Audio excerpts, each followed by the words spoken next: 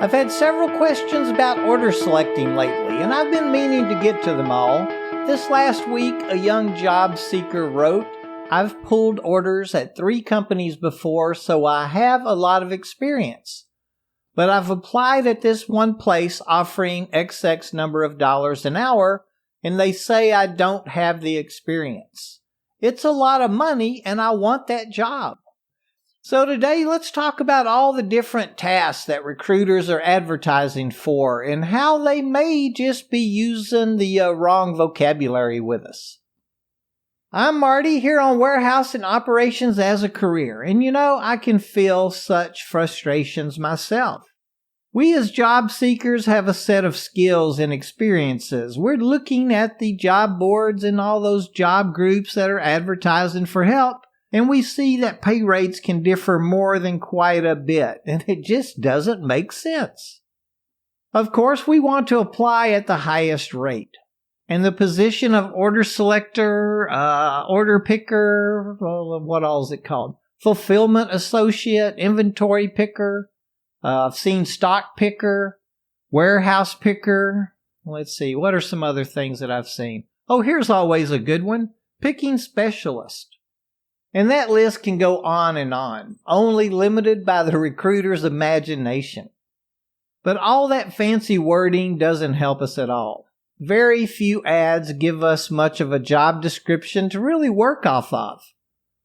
I try to look at positions in terms of high productivity and low productivity. Let's talk about a few different kinds of selection.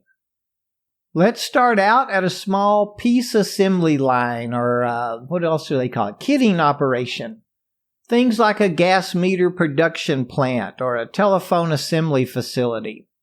An order picker, or whatever they call it, may be responsible for walking a path or an aisle and selecting small items like O-rings, washers, little springs, and switches. For things, like the construction of gas meters, or different components like RAM boards, processors, sensors, cameras, speakers, microphones, and antennas to build cell phones with. These are very important positions, and accuracy is important. Many of the parts can all look alike. This selection process may be considered low productivity. Use of warehouse equipment isn't, always necessary. We could be walking the bin area or carousel towers and placing those components in a container or tray bin, placing it on a conveyor or a roller rack, grabbing another bin and another order and starting the process all over. Another example of a low productivity selector would be at something like a produce distributor. Now here we may need experience with operating an electric pallet jack, maybe a walkie or a rider jack. In this position, we'll be responsible for not just accuracy but quality as well. A produce order selector, picker, or whatever you choose to call it, is going to occasionally open some boxes, check out the quality of the produce. Not only identifying if the produce is good or bad, but understanding what's acceptable for the customer that it's going to. Of course, all customers deserve the absolute best produce available. However, we're dealing with a live product. Absolute best should have its own item number most of the time, but it still remains our responsibility to select it. I think we can all understand a 5-star Michelin restaurant is going to expect a higher quality and pay more for a strawberry than, say, a mom-and-pop diner type of restaurant. Maybe that one particular case just doesn't even have a 2-day shelf life left on it, so we decide to take it over to the shrink area and not select it for anyone. These positions may pay a bit more than the parts assembly or kitting organization we spoke of earlier due to the equipment operation experience required and having to be trained and certified to operate it, and the knowledge of produce needed, but the productivity expectation will probably still fall in that low category. Oh, and one thing I just thought of, a selector position can be a low productivity task, but could be more strenuous than others. Think of something like tires, car or truck tires, or built equipment like gas meters and heavy electrical components, things like transformers and such. Not heavy enough for equipment usage, but much heavier than, say, those picker bins we were speaking about earlier. These positions could pay more than the other two that we discussed. And speaking of equipment usage, we then have something called bulk selection, where we could be using a counterbalanced forklift to retrieve orders of pallet quantities at a time. Of course, this position will pay more because of the equipment experience and certification needed. But also, depending on what industry we're in, could fall in the low to medium productivity range. If we're moving heavy objects like home appliances such as washers, dryers, and refrigerators, or engine blocks and diesel parts that go on trucks, or pallets containing cases of disposable paper plates, bowls, and cups, everything's a little different. And then we have what I consider one of the best, most lucrative, yet short-term selector positions, the broadline food service distributor order selector. Now, many broadline distributors may house, like 6,000 plus items, having at least that many pick facings. My previous facility travel distance within the dry side was just a few yards under 1 mile when hitting every aisle.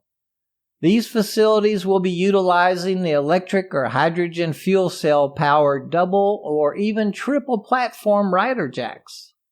These types of facilities may incorporate the newest and most efficient systems like ASAR or automated storage and retrieval systems, the mini loads and carousels, and very complex WMS products or those warehouse management systems, doing everything from inventory control to order generation, selection paths and transportation routing, on to mapping of the loads. Shipping hundreds of thousands of cases each week. An order selector at such an organization may be expected to accurately select a couple of hundred cases per hour.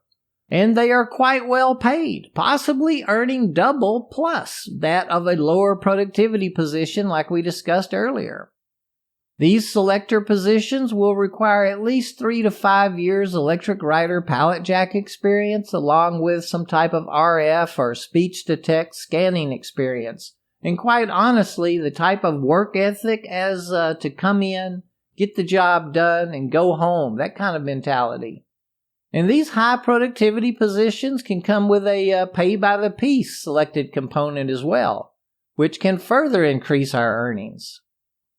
Well, I got to rambling a bit, but you can see some of the different types of selection available in the warehouse a recruiter could be speaking of. I've seen so many advertisements for those larger pay rates, and it frustrates me to no end. If any recruiters are listening today, please add a little more information to your ad, maybe a job description and the type of industry. Otherwise, you could be wasting your time answering all of our resumes that are not really qualified for the task in our time, and hopes, really, on getting a great paying job that we just don't yet have the work experience or skills to be considered for.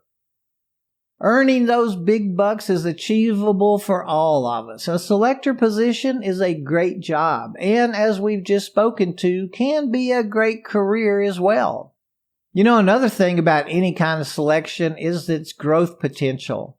By learning the positions before the selection process, like unloading, stocking, and inventory, and those positions after selection, like shipping, transportation, and the delivery of goods, we are increasing our value of knowledge.